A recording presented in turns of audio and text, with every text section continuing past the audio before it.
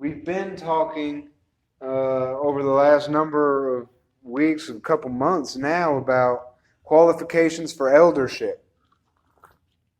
We pretty much finished that series that we had been doing, and we had a couple weeks of a break here with the holidays and everything else. But now we're going to start a new study, and we're going to start looking at the life and ministry of Jesus Christ. Simple, that should carry us for a little while. The life and ministry of Jesus Christ. And so we'll be going primarily through Matthew, Mark, and Luke.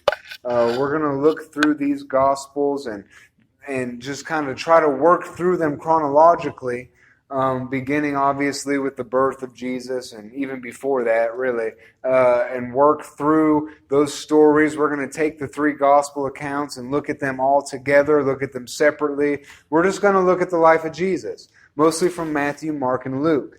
Now, tonight, though, what I wanted to do tonight was help to establish a good historical background. I really want to take some time and set up a context of the life of Jesus, where he lived in history, what it was like in the area where he did his ministry, all of those things. I want to help us set up a firm foundation, a historical context through which we can understand what's going on in the Gospels. I think it'll help a lot. So tonight, for instance, I want to look at the region in which the gospel stories take place, the area of the world. I want to look at who was in charge in that time. We're going to look at the Herods and find out who the Herods were. We're going to look at different aspects of just the general culture in Palestine in the first century.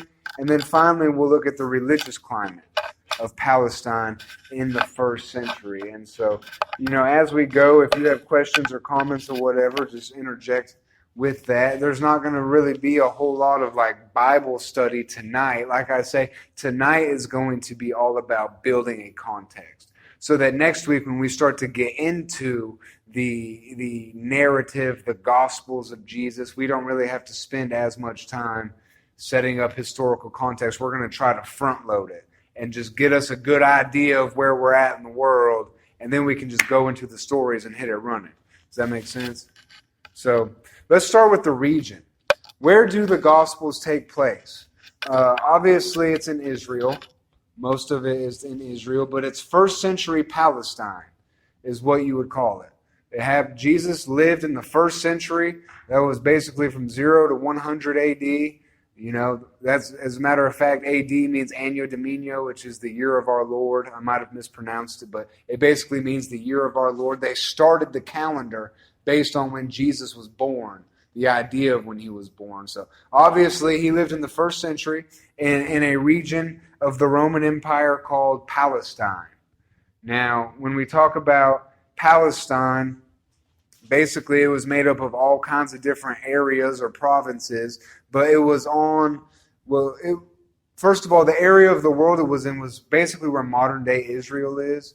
If you know where modern-day Israel is, it's the same spot. I mean, it's always been Israel. It's on the very eastern coast of the Mediterranean Sea. And I don't know how familiar with geography you are, but if here's Europe in the Middle East, you've got Italy here, and there's this big body of water, and there's Greece, and it's the Mediterranean Sea is here, Africa is right here. It kind of goes up. Here's the Middle East. Well, if this is the Mediterranean Sea, and this is Africa, and this is the Middle East, Israel is right here on the coast of the Mediterranean Sea. So this area of Palestine, it's on the coast of the Mediterranean Sea. And there's three main regions that we'll look at in the New Testament that are mentioned in the stories of the Gospels. We have Galilee, which is in the north. We have Samaria, which is kind of central, and then Judea in the south. So your Bibles might have maps. I think it's useful to become familiar with those. But in this area, primarily where Jesus is ministering, you have Galilee up here, and then you have Samaria in the middle, and Judea in the south. And then over here you have a region called Perea, and that's to the east, to the left there. And this is basically the area of Palestine that we deal with in the New Testament. So where do you think Jesus spent most of his ministry? In that area? Would it have been in Galilee, Samaria, or Judea? What do you think? If you had to guess. Well, we're going to talk about it. That's all right. I don't really know. That's all right. So Galilee was in the north. Now, Galilee is where Jesus grew up. The town of Nazareth is in Galilee. Now, remember, it's in the north. So if here's the Mediterranean Sea, here's Judea is down in the south. That's where Jerusalem is. Jerusalem is in Judea. And then in between Judea and Galilee, you have this region called Samaria. Now, Galilee, like I said, it was in the north. This is where Jesus grew up, and this is where he spent most of his ministry. Very much of the ministry of Jesus took place in Galilee, in the north, not necessarily in Judea, where Jerusalem was. And so that's part of... The woman was in Samaria. Yeah, the woman was in Samaria, but most of Jesus' ministry was in Galilee. Now, Galilee was kind of backwood in the eyes of the people of Jerusalem, the people of Judea. They thought, they were country out there. It's, in Carthage, we always reference Deadwood, So they viewed the Galileans like folks from Deadwood, just kind of out in the sticks, out in the country. That's how people in Judea viewed the people in Galilee. It was much more rural. It was agriculturally based. The Sea of Galilee, of course, was in Galilee. That becomes important, in the gospel stories because all those disciples, they were fishermen. And there's a lot of stories that happen based around the Sea of Galilee. All of that is in the north. So that's where Jesus lived and grew up. Most of his ministry was there. According to a history of the Jewish people in the time of Christ, however, there was an enduring religious association established between the inhabitants of Judea and Galilee. So that is to say, Galilee was predominantly Jewish. It was a Jewish area. They worshipped as Jews. They identified themselves as Jews. They spoke Aramaic for the most part. Galilee was a Jewish area. So was Judea, down in the south. Both of those, and, Perea to the east, which it's not mentioned very often in the New Testament, but it is in the New Testament. You have Galilee, Perea, and Judea. These are very Jewish areas. And then Samaria in the middle, it's basically Jewish also, but the Jews don't like the Samaritans. We'll talk about that in just a second. So Palestine was the whole area. Okay, Palestine, you could think of it like this. Palestine was the state in the Roman Empire, but Judea was a county, and Samaria was a county, and Galilee was a county, all in the state of Palestine. That's probably the easiest way for us to think about it, because it's like how we live. So, like we've got, what county is this again? Harrison County? So this is Harrison County. In the north, this is like Galilee. And then Panola County is to the south of us. That would be like Samaria. And then Shelby County is even further south. That would be like Judea. Like Judea, you see. So it helps to think about it like counties, I guess. You have the county of Galilee, the county of Samaria, all in the state of Palestine. Was all of those people in that area Jews? Well, so in Palestine, in the north, in Galilee, it was predominantly Jewish. Now, there were Gentiles, there were pagans. It was more influenced by that than in Judea, but Galilee was predominantly Jewish. Samaria was full of Samaritans, of course, but even they were predominantly Jewish. They were half-breed ethnic Jews, but religiously they were pretty much Jewish. And then in Judea, it was very, very Jewish. So, and then also in Perea, as I've said, on the east side of the Jordan River, that's another county, basically. It was very Jewish also. So Palestine was a very Jewish area. Everywhere where we're going to read in the New Testament, Galilee, Samaria, Judea, those were very Jewish areas. There was Greek and Gentile influence in those areas, but it was predominantly Jewish. They spoke Aramaic as the primary language. There was a lot of synagogues, of course. The temple in Jerusalem was in Judea in the south. So does that answer your question? Yes, but I always wondered why God chose the Jews for his people. I mean, I guess he just chose them. Yeah, well, there's a passage in Deuteronomy chapter 7, and this is one of my favorite passages.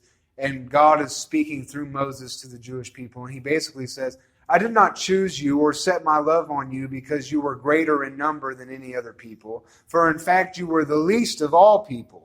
He said, I didn't choose you because you had a great army, because you don't. I didn't choose you because of your righteousness, because you're rebellious and stiff-necked. But he says, I love you because I love you. And I am going to keep the promise that I promised to your father Abraham.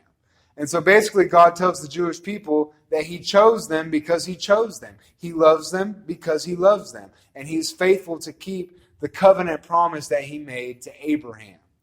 And so that's what the Lord said in Deuteronomy, but on kind of a bigger scale than that, God just determined, according to the counsel of his own will, that he was going to bless the world through the Jewish people. That the Messiah would come through the Jewish people, that the Scriptures would come through the Jewish people. They were his chosen people to represent the kingdom of God on earth. It was through them that the Scriptures came. It was through them that the Messiah was born. And God just set his affection on those people. He made a covenant with Abraham. And Israel was the means that God used to bring the world the Messiah.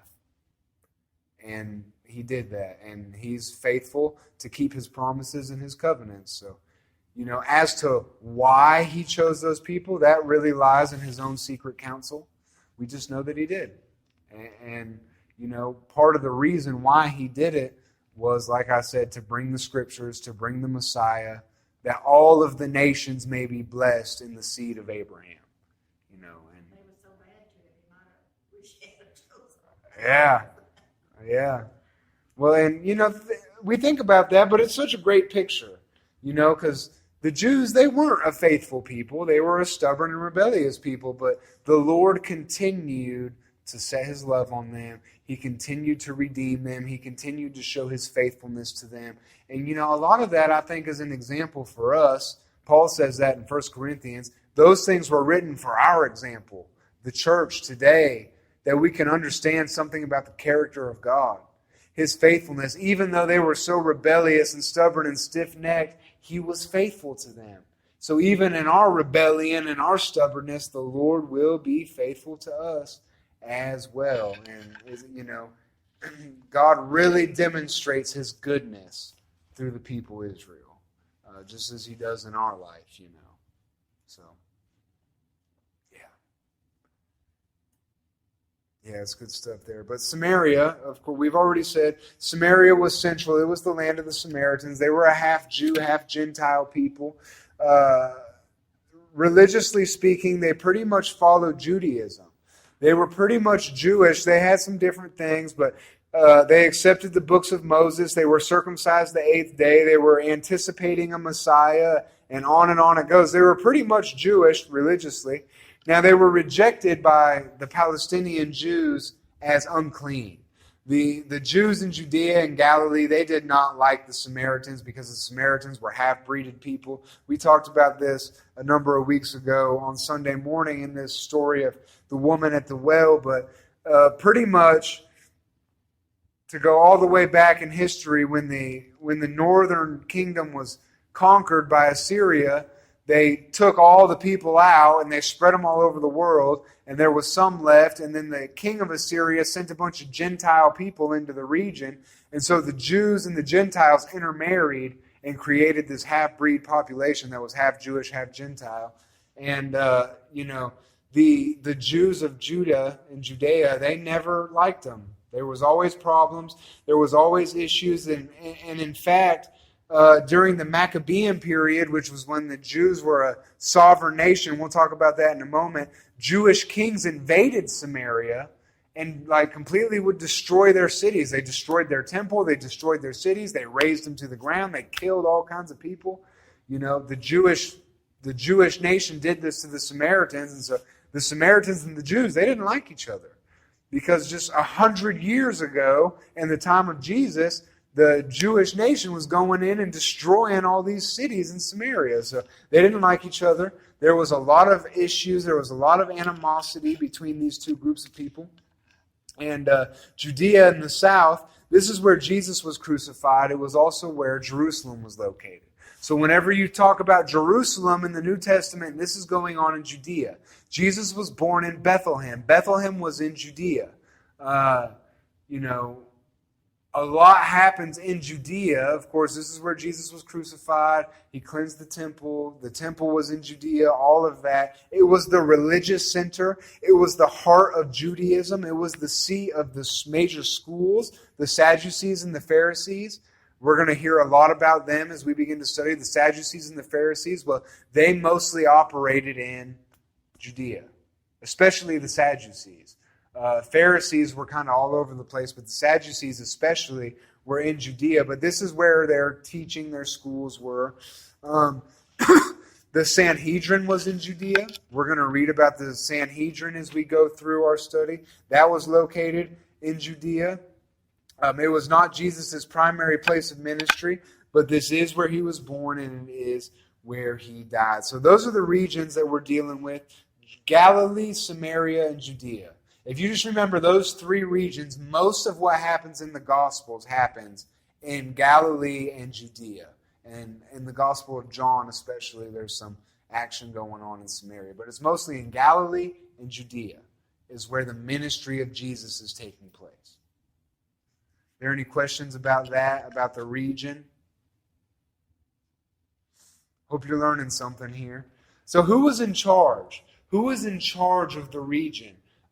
So just to give you a brief history, after the Jews returned from captivity in Babylon, you remember they were carried away into Babylon and they came back and rebuilt the temple. This is in Nehemiah, Ezra, in the Old Testament. We read about that.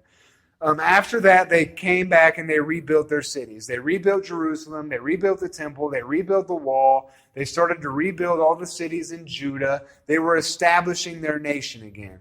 Now, in 332 BC, Alexander the Great conquered the region. Y'all have heard of Alexander the Great. He was that great Greek general and king that conquered the entire known world. Well, he conquered Judea. He conquered this region in 332 BC. Now, after Alexander the Great, after he died, this area, Palestine, it was fought over by Egyptians, Assyrians, Persians, and others. So Alexander the Great conquered the region, then he died, and now his kingdom is divided amongst all these people, and all these people are constantly fighting over the region of Palestine.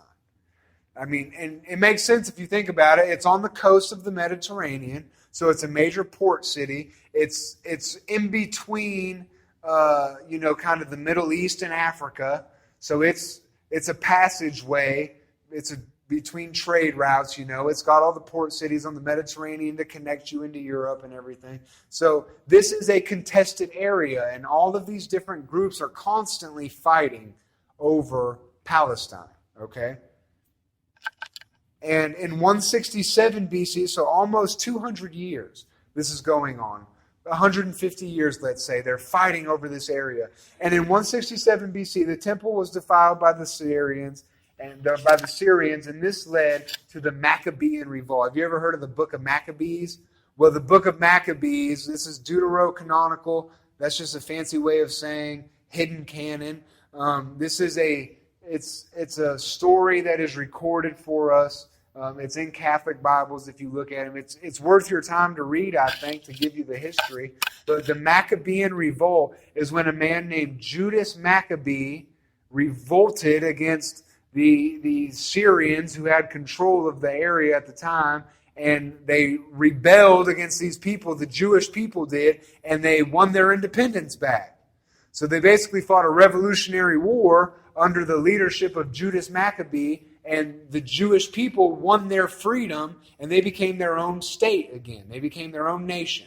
So again, we have a Jewish kingdom now after the Maccabean revolt in 167 BC. It's a Jewish kingdom. And it was during this time that I was talking about, those kings, they expanded the kingdom. They went into Samaria in the north and they conquered places, and they burned down buildings and temples and everything. They went into the south and they did the same thing. They were forcefully proselytizing people, forcing people to become Jewish. They were expanding their kingdom during this time of the Maccabean revolt. Now, that was in 167 BC, and about the year 63 BC, okay, so after about 100 years of free and independent Jewish kingdom, in about 63 AD, I know this is a lot of history, but it's important, Rome, under the leadership of Pompey, comes in and they conquer Palestine. So Pompey marches into the area with his legions, and they take over the area, and no longer is Israel a free state. Now it belongs to Rome. This was in 63 AD. And Rome controls this region until 634 AD. So I said 63 BC all the way till 634 AD, 650 years later, Rome still controls this region. As a matter of fact, Jerusalem was lost in 614 AD to the Muslims. Rome loses control of this area around the same time that the Muslims move in and conquer the area. So the spread of Islam spread over all this area of the Middle East, of North Africa, and all of that happened in the 600s, okay? So, but from, oh man, and it's still going on today, but they really expanded and conquered in the 600s. So Rome held control of this area from before Jesus was born, about 60 years before Jesus was born, all the way to the middle of the 5th century in the 600s, before the Muslims came and took it over. So that entire time, the Romans controlled the area. And in the time of Jesus, the Romans were in control of the area. And we know, reading through the New Testament, that that is the case. Rome controlled the area. Now, one thing that Rome did is they appointed a governor, or a procurator is what it was called, and that was Pontius Pilate. So we know Pilate. Pilate was the governor of Judea, of Palestine. He was the Roman authority in charge of the area. Okay, and that's important. That becomes important later in the stories.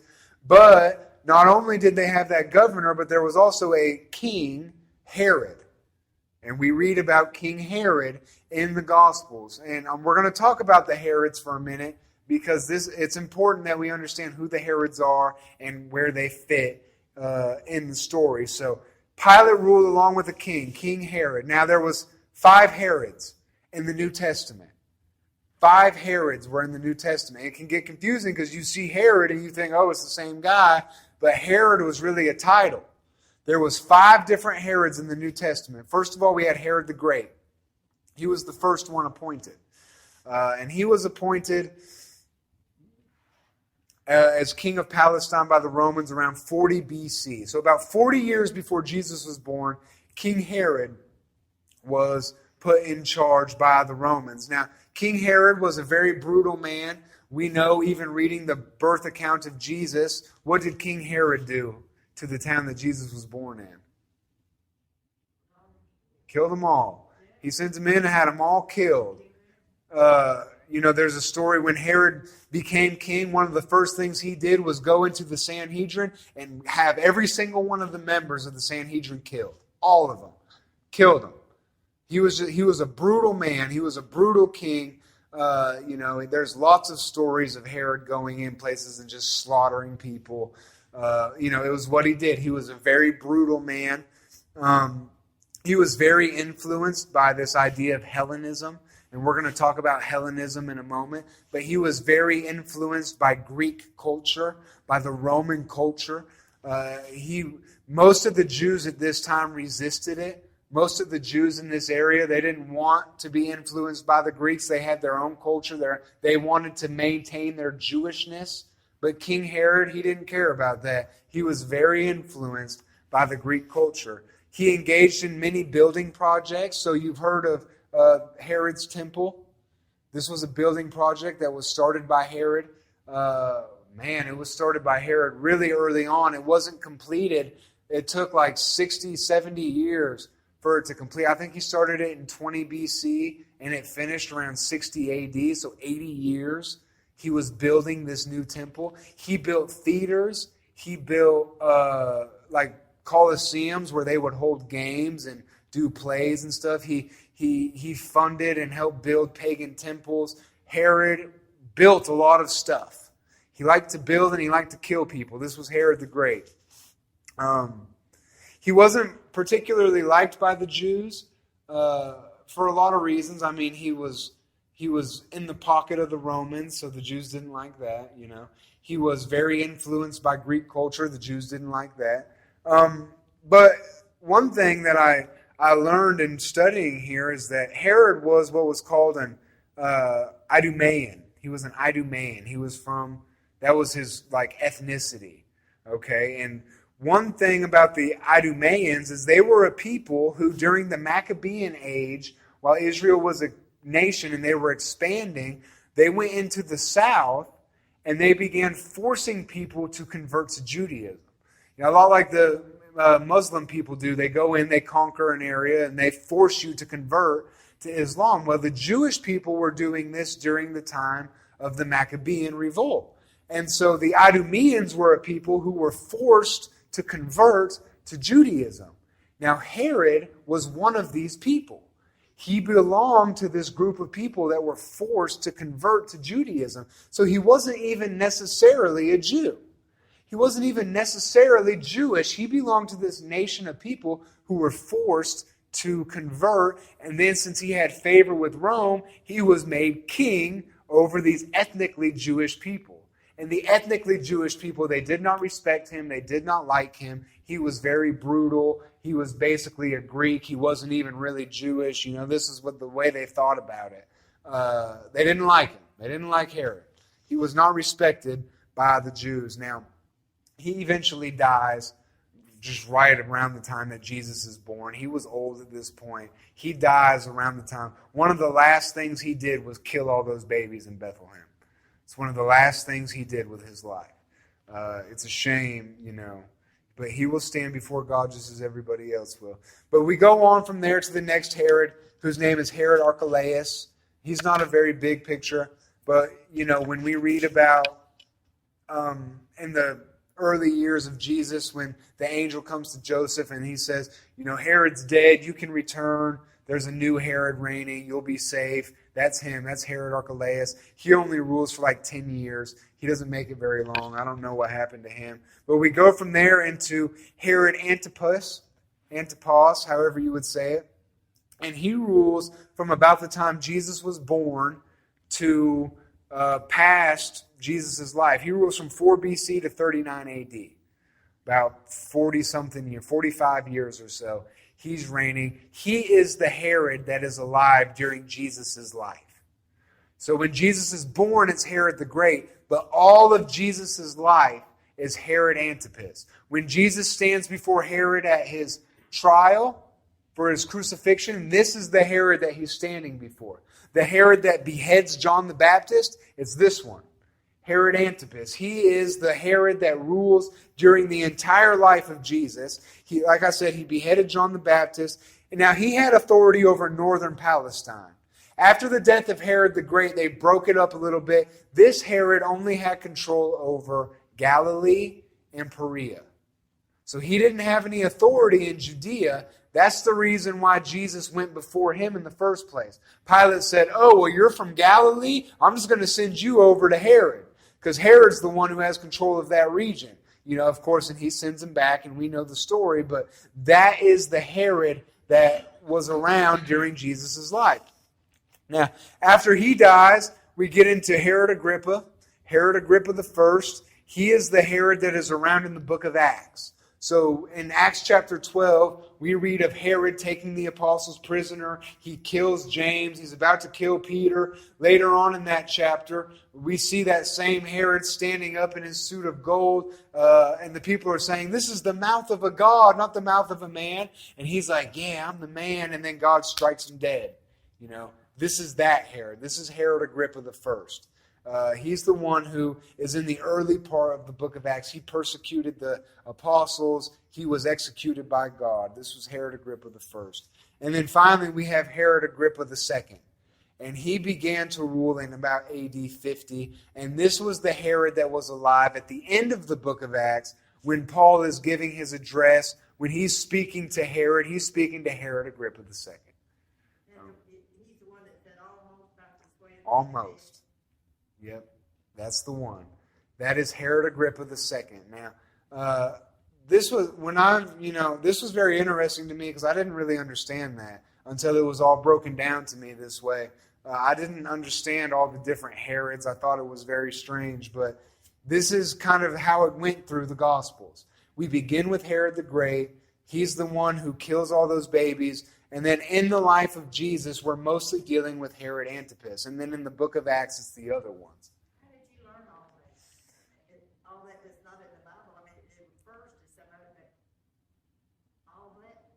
Well, a lot of that, it came from studying I studied this a number of years ago, but this is like Bible college stuff. This is like Bible college knowledge. Now, I have a set of books, and it's called, and I quoted from it a little bit ago, it's called A History of the Jewish People in the Time of Christ. It's 5 volumes of just history. And, it's a lot of studying, and it's like multiple thousands of pages of Jewish history. And, I've been reading that, and, so a lot of this background information, it comes from that set of books that I have. It comes from stuff that I've learned in studying to become a licensed minister. A lot of this information is given to you. It's background information. But if you want to go straight to the source material, there's a lot in the writings of Josephus, in the writings of Philo, in the writings of Eusebius. And these are all first century people who are recording history, especially the works of Josephus. So if you want to have an understanding of what life was like in first century Palestine, Josephus is your guy. That's who you want to go to get the historical background, because he's got it all. And you can look at the Jewish Mishnah, you can look at the Talmud. There's a lot of different historical sources you can go to. Where I've gathered most of this material, like I say, is from that set that I have, which is basically it's taking all of that material and putting it into a set, organizing it. So I've got a lot of it from there, and then a lot of it just from studying courses through Bible school. So that's where most of my understanding of the historical background comes from, those places. And it requires a lot of work. Like you said, a lot of this isn't in the Bible. Some of it's in the Bible. You can get an idea of what's going on and the general atmosphere at the time just from reading the scriptures. But a lot of this information, I know it's kind of dry and boring. And you're like, thought it was a Bible study, not history class. But it's important to have this background information, I think. Interesting. I never heard all of that, and I think it's interesting. I didn't know all that. Absolutely. And we're about through here. Those are the Herods. Is there any other questions or comments about kind of the region or who was in charge? So basically we've got Palestine. It's controlled by the Romans, and the Romans kind of share a little bit of authority with these guys named Herod. That's kind of the political atmosphere of the New Testament. And we're going to move forward from the political atmosphere and begin to talk about some aspects of the general culture. So the political atmosphere was that. This is the cultural atmosphere of first century Palestine. Let's talk for a minute about Hellenization. Now, this is one of the most important things you can understand about the first century in Palestine, is this idea of Hellenization. Do you have any idea what that might mean? How's it pronounced? Hellenization. Sounds bad. Yeah. So Hellenization is basically this. Hellenization is the advancement of the Greek language and culture. So Hellenization is the advancement of the Greek language and culture. And it began in the 300 BCs with Alexander the Great. This is what Alexander the Great would do. He would conquer an area and he would fill it full of Greek culture. He would Hellenize it. Because the Greeks felt like they had a superior society than everybody else. And so everywhere that he conquered, he tried to turn it into a Greek society. And our own society that we live in has been heavily influenced by Greek and Roman society. We are a thoroughly Hellenized people.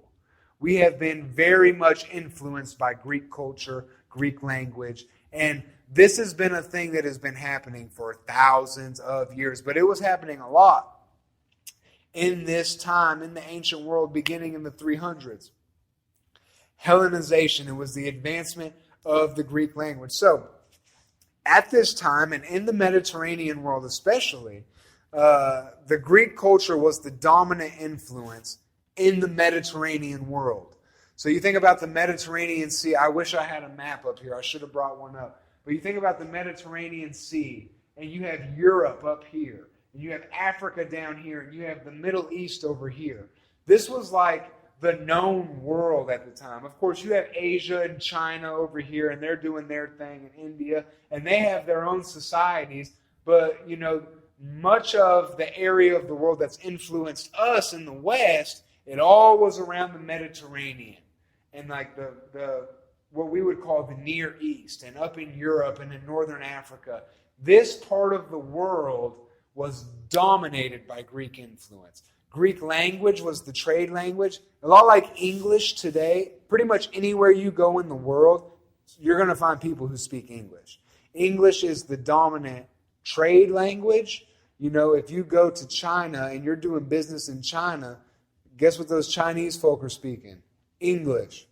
Well, if you went to Palestine and you were a fisherman, guess what you spoke when you went to the port cities? Greek. In the first century, Greek was the trade language. Almost everybody in the world, no matter where you went, you could find people who spoke Greek. The New Testament was written in Greek. It was the common language of the day. Greek was but that was a result of Hellenization, the advancement of Greek culture. There were other aspects of Greek culture, such as the games, theaters, the whole philosophical idea. The Romans took a lot of what Greece did and they kind of made it their own. But pagan temples and mythology, Greek legal code, all of these things, they were very much aspects of the Greek culture, and they had a very big influence on the area in Palestine. Now, in Palestine, however, especially Galilee, Judea, Perea, the areas that were predominantly Jewish, they resisted Hellenization. We talked about this a minute ago. They did not want to be Hellenized. They did not want to be corrupted by Greek paganism. They did not want all of that coming into their nation, their area. They were Jewish. They had their own language. They spoke Hebrew or Aramaic. They had their own religion. They worshiped the one true God. They had their own system of sacrifice with the temple.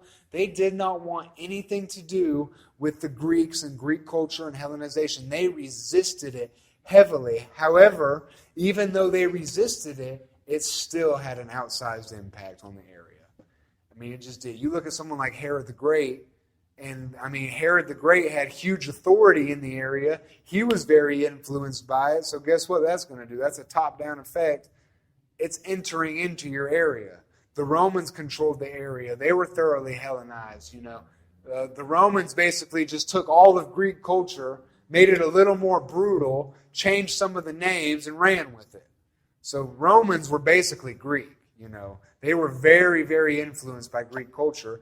And even though Palestine resisted it, it still had a very outsized impact in the area. However, that being said, Aramaic was the primary language spoken. So, of course, people knew how to speak Greek. I imagine that most of the apostles spoke Greek. Of course, they wrote the New Testament, but a lot of them were businessmen. Matthew was a tax collector. So, of course, he's going to speak Greek. He might have even spoke Latin because he worked for the Roman authorities. You think about Peter and John and James and all of them. They were fishermen. They were businessmen. So when they're at port cities and they're interacting, doing their business, they're probably communicating in Greek, I would imagine Jesus probably spoke Greek. I don't know that for sure, but it was common. You think about it, even today, you go to Europe, and most people in Europe speak 2, 3, 4 languages. They're taught it in school. From the time they're little, they speak multiple languages. It's kind of rare that you have a society that only speaks one language. Like in America, we mostly all only speak one language. That's weird. You go around the world, it's not like that. And I imagine it's the same way in first century Palestine. Most everybody spoke Greek, but the Jews there, they spoke predominantly Aramaic. They taught the scriptures in Hebrew and Aramaic. There's an idea that Jesus did most of his teaching in Aramaic and it was translated into Greek. I don't know if that's true or not. I really don't have any way of knowing that. Nobody does. But we do know that the scriptures were recorded in Greek, the New Testament. And I want to say also that if you've ever heard of this, the Septuagint, you ever heard of the Septuagint?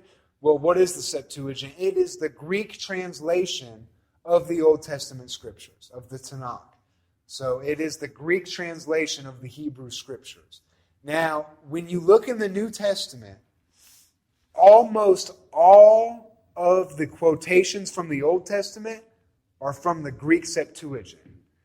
So when you see a quotation in the New Testament, and we're going to see a lot in our studies through the life of Jesus in the Gospels, almost every quotation in the New Testament was not from the Hebrew translation, it was from the Greek translation of the Bible. And that's interesting, that's important to know, I think. This is an aspect of Hellenization. The Old Testament was translated into Greek, and the New Testament writers used that Greek translation when they were writing the New Testament. We got just a couple more minutes here. I want to talk about the Sanhedrin, and then very briefly we'll touch on the religious climate. We're almost through. So the Sanhedrin, you've heard of this. The council, that great council that condemned Jesus to death. What was the Sanhedrin? It was basically the social legal court, and it was centered in Jerusalem. They were like a great big, basically a Supreme Court, and they decided on social and legal issues. They had the ability to punish people. They had the ability to deal with disputes. It was a court, and the Romans allowed this court to exist and operate and do its thing. Now, it was made up mostly of a group called Sadducees. We'll talk about this again in here in just a minute. But mostly it was Sadducees, but there were also Pharisees as well. They exercised binding authority in Judea, especially in Jerusalem. Galilee and Perea, they didn't really have to listen to the Sanhedrin. I mean, the Sanhedrin could say this is a matter of, Jewish practice, kind of like the Vatican or whatever, but they didn't have to listen to it in Galilee. They were so far removed, they didn't really care. But the Sanhedrin was very powerful in Judea. It was very powerful in Jerusalem. They had a lot of authority. They had binding authority. It was made up basically of respected men who were considered elders in the community. So the members of the Sanhedrin were typically older men, people who were well respected, teachers of the law. A lot of them were temple priests. This was the body of people who made up the Sanhedrin. It was about 70 members. It was just the leaders of Jerusalem and Judea. It was the Sanhedrin. It was a legal court. They were basically the Supreme Court of Jerusalem. And they had a lot of authority. Now, if you'll give me just a few more minutes here, let's talk about the religious climate. The religious climate. Of course, there was temple worship. The temple was in Jerusalem. Okay? So you're going to read, Jesus made a lot of trips back and forth to Jerusalem to the temple. You remember there was feasts in the Old Testament where every male who was 13 or older, they had to go to the temple to worship. They had to do it. And so we read of Jesus traveling from Galilee to Judea, from Galilee to Judea, and back and forth. He was going to worship at the temple. There was also these things called synagogues. You've heard of the synagogue in the New Testament. What is a synagogue? A synagogue was basically like a church, The way that we come to a building and we worship and we teach Scripture, that's basically what a synagogue was. It was a place where the Jewish people, they would come, they would read the Scriptures, they would learn. They were used as schools to train children, and they were basically little churches. During the captivity, when there was no more temple worship, the Jews still had to get together and do their thing, so they started synagogues. And as a result of being scattered, there were synagogues all over the world. They were in Galilee, in Jerusalem, in Judea. They were in Greece. They were in Rome. They were all over the place. You read through the book of Acts, where does Paul go every time he goes to a new city? He goes to the synagogue. There were synagogues all over the world. This is where the Jews gathered to worship and to study the Tanakh. That was a major part of the religious climate, and it's a major part of the New Testament, of the gospel stories themselves. Let's talk about Pharisees and Sadducees for just a couple moments here. Pharisees and Sadducees, these are major players in the Gospels. And you've heard Pharisees and Sadducees. These are major players. And so who are they? The Sadducees were politically powerful. They were well connected. They were connected to Rome. They were more influenced by Hellenization. They wanted to they were more of like the elite class. They wanted to be buddy-buddy with Rome and with the Greeks, and they wanted to be a part of that political society. That was kind of what they were about. Sadducees were also the ones who were primarily in control of temple worship. They were mostly the priestly class were Sadducees. They controlled the temple. Okay? Now, they accepted the books of Moses, but not so much the prophets. The Sadducees, you will read about it, they didn't believe in the resurrection. They didn't really accept the prophetic books, the writings. They were all about the law of Moses and the temple. That was their whole thing. As I said, they were influenced by Hellenization. Now, on the other hand, we have the Pharisees. The Pharisees were popular among the people. The people respected the Pharisees because they resisted Hellenization. They were very zealous in their worship. They were very zealous in their obedience to the law. You know, of course, we have this phrase, don't be a Pharisee, you know. And in the New Testament especially, we see Pharisees. Jesus he goes after the Pharisees for their hypocrisy. But they were very zealous. They went out of their way to make sure they were being obedient to the law of Moses. You know, and Jesus' main critique of them was, you do all this stuff, but you ignore the important things of the law, like showing mercy and love and all of these things. So you're dropping the ball here, Pharisees. But this is what they did. They were very zealous. They accepted all of the Tanakh, all of the Old Testament scriptures. They were legalistic, and they possessed power from the people. They were part of the Sanhedrin, mostly just because they were so popular. They were a minority in the Sanhedrin, but they were there because they were so popular among the people. They were like the ones the people looked to like, oh man, these are the holy people. We want to, whatever. They were very legalistic, the Pharisees were. So, when the temple was destroyed in AD 70, the Sadducees were pretty much wiped out. They were the ones who were in control of the temple, as we said. So when the temple was destroyed, Sadducees kind of fell off the map. And then Judaism, even today, is heavily influenced more so by the Pharisees than the Sadducees. So even though the Sadducees had political power in the first century, Pharisees really ended up winning the war. Because once the temple was destroyed, Sadducees fell off and Pharisees continued to flourish. So the Sadducees aren't really a thing anymore. Like I said, both groups were upbraided by Christ for their hypocrisy. And these two groups fought against each other. There was a lot of conflict between these two groups of people. And we read about that in the New Testament. So as we kind of come to an end here, I'll just say as more relevant, as a need for more background information arises, we'll look at it. As we start to move through these gospel stories, if we need to stop and kind of explore something, we will. But my goal tonight was really to set up a historical background for the New Testament Gospels so that we don't have to spend as much time talking about all this stuff. We just kind of have it now in the background of our mind. And so as we read the story, it helps to put us in that setting, in that context, knowing what was going on. And like I said, that gives us a solid foundation so we can understand the historical context of Jesus' life and ministry. I already said we're going to be focusing our study on Matthew, Mark, and Luke. These are known as the Synoptic Gospels. And I'll tell you, as we go along with this, here's what I would suggest you do. Get yourself some sort of, they make these things called parallel Bibles.